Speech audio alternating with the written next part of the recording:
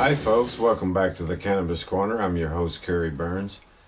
I thought it would be interesting for us to go back in time to the period right before the Marijuana Tax Act of 1937 was passed, and kind of take a look at what the environment must have looked like when we had actual hemp and fields growing in this country. And that a lot of people don't seem to understand that one of the most devastating things that occurred when they made outlawed hemp in this country, and we didn't have all these huge, thousands and thousands upon thousands of acres of hemp growing, is the environmental disaster that it brought about by not growing these crops. I mean, it doesn't take a rocket scientist to understand how much carbon dioxide would have easily been being pulled out of the air with these huge fields. The cannabis plant grows at a rate that's probably unparalleled to almost any plant on the surface, and the faster a plant grows, the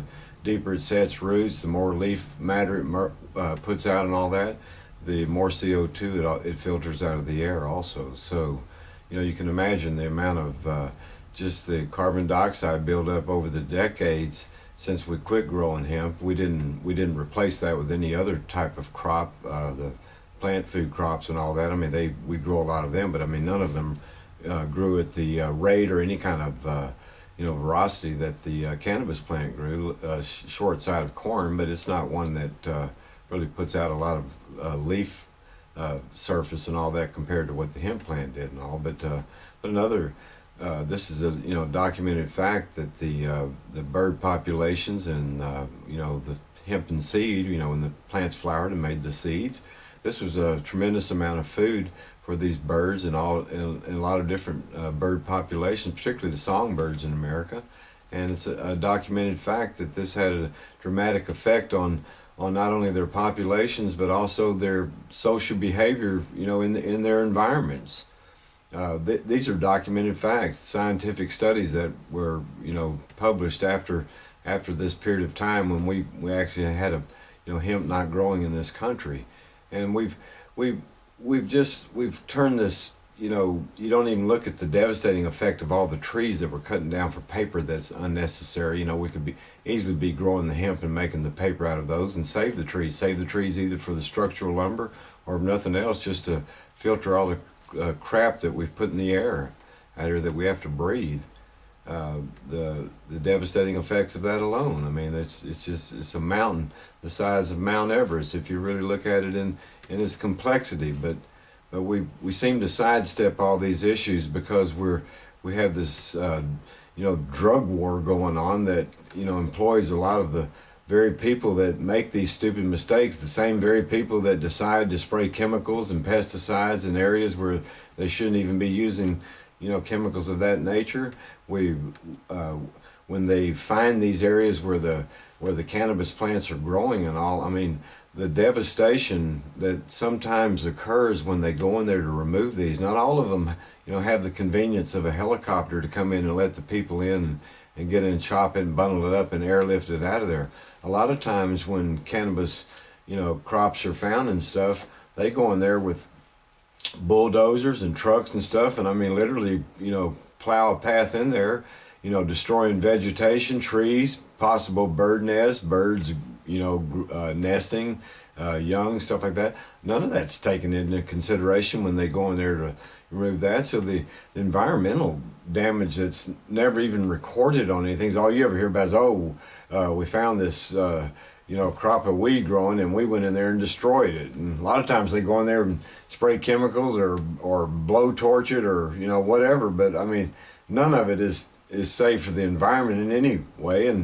And if that green plant was sitting there growing and all, it would actually be an asset to the environment, not a hindrance to it. But not only do they remove the one thing that give us a fighting chance to keep the air clean, but we're gonna, dump toxin and flame and everything else on top of it to make sure that we go the other direction in 180 degrees. And that's how this whole drug war and everything is. It's this big hype to keep all of this law enforcement, all these prisons and all these people employed, prison guards, judges, lawyers, you name it, all up and down the trail. They're the ones that that benefit from it, and people who even just simple cannabis users, for possession, all people want to say, oh, that's no big deal anymore. Well, it is a big deal. I mean, if you have to go and take a drug test every month, and if you go and apply for a job and you test positive for cannabis and all, you're denied the job because it's a positive on the drug test, and that's usually all they're testing for anyway, is this cannabis. And also,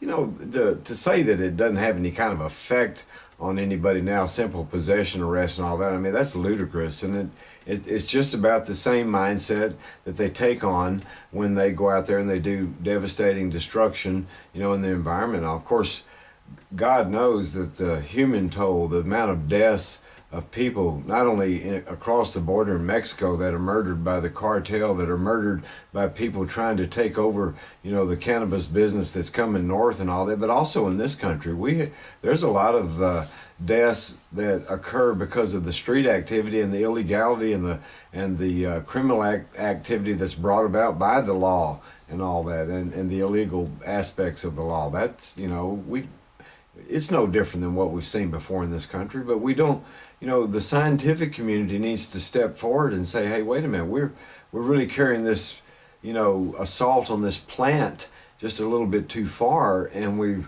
not only are we taking away what the opportunities of what this plant would offer, not only environmentally, but as a textile and medicine, you name it. I mean, there's so many uses for it and all, but we're also, stripping the environment of a very valuable asset that actually could, improve our health and our living conditions around us and all. But none of these things are thought of when these, gang of cops, DEA, whatever they are, when they all get together and they go out there and they found some high school kid's stash, he's out there, threw a couple hundred seed out, and all of them come up, and he's got a couple hundred plants growing out there, and boy, it's like the cartel moved in, planted that crop, set it up, got armed guards around and all that, and it's just some innocuous, planning that these kids happen to done, yet it turns into this major drug thing, and we got to plow on their bulldozers and do destruction. I mean, it's a joke, and the American public honestly, I think they could make up a story about anything, and the American public would fall for it, as long as it meant preying on some other citizen to cover their own guilt for whatever they're doing or whatever. But it just never ceases to amaze me that the environmental impact, and it started decades ago when they first quit growing hemp in this country, and then all of the explosion of environmental disaster since then, not only in the eradication effort, the paraquat spraying in Mexico and this country, but all of the combined sum total of everything they've done is just the equivalent of setting off an atomic bomb, and the radiation fallout is what we're experiencing now. And and for what? For a substance, an herb, a natural plant that has never killed anyone. We have to have all of this human suffering over a plant that is, if you look at it and break down all of its components and all of the things it offers, it's one of the most unique plants on the planet. Certainly one of the most beneficial. Certainly one that is willing to give up so many products if we just play it smart and use it wisely. But what do? We go the other direction with it. We're going to turn this thing into an evil monster. We're going to brainwash the public into believing that it's an evil monster. And by God, we're going to pump the money into it to try to eradicate this evil monster from the planet. And that's what's happened. And it's incredibly unbelievable. And of course now, when they do the polls on the public now, that all favor, that the laws against cannabis, the latest polls showed 72% of Americans, even though possibly 72% of them are smoking cannabis, that's maybe a possibility, but at least 72% of them favored, laxing the laws against cannabis and all that. So, all of a sudden we have this magic turn, which means that finally the public has realized that the last 7.5 decades that the government and every entity concerned with that has been throwing nothing but lies at them. And they're finally waking up because, statistics don't lie. And if you look at the statistics and the fact that cannabis has never killed anyone, never sent anybody to the hospital, nothing. I mean, there's nothing, no substance out there that you can make that claim with. So the public's finally at least turning it around, but it'll be a slow grinding, just keep it as moving as slow as possible to make it happen if it ever turns around. That's why outright legalization is the only way to make it happen. It's the only way. It's the only way to bring the hemp industry full circle. It's the only way that people are actually going to experience their right of choice to use this herb if they so desire to. Thank you for joining the Cannabis Corner. I'm your host, Kerry Burns.